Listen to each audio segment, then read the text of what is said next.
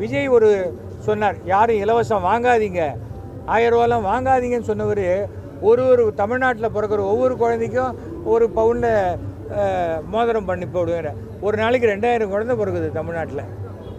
அப்போ ஒரு வருஷத்தில் எத்தனை குழந்தை பிறக்கும்? குழந்தை பிறக்கிறதுக்கெல்லாம் சனி ஞாயிறு லீவெல்லாம் கிடையாது. அது பாட்டுக்கு பிறந்துட்டு தான் இருக்கும். எங்கேருந்து கொடுப்பாரு? ட்ரம்ப்புக்கிட்டே அவ்வளோ கோல்டு இருக்காது. வாய்க்கு வந்ததை உணர வேண்டியது. விஜய் என்னுடைய நண்பருடைய மகன்தான்.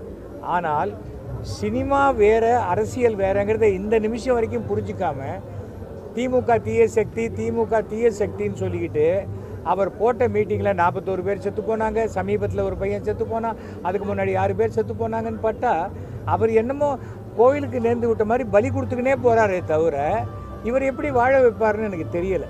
ஏனென்றால் அவர்கிட்ட வந்து சேர்ந்தவங்கெல்லாம் மற்ற கட்சியிலேருந்து விரட்டப்பட்டவர்கள், மற்ற கட்சியில் வேறு வழி இல்லாமல் அங்கே நமக்கு போனி ஆகலைன்னு சொல்லி இங்கே வந்து ஒட்டிக்கிட்டவங்க.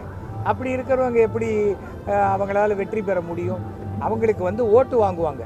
அந்த ஓட்டு எப்படின்னா ஜெயிக்க வேண்டியவங்களை ஜெயிக்க விடாத பண்ணுறதுக்கு முடியும். ஆனால் அது வந்து திமுகவுக்கு நடக்காது. திமுகவுக்கு எதிர்ப்பு ஓட்டு தான். திமுக எதிர்ப்பு ஓட்டு யார் பண்ணுறாங்க? அதிமுக. அப்போ அதிமுக ஓட்டை தான் இவங்க பிரிப்பாங்க. அதுதான் நடக்க போகுது.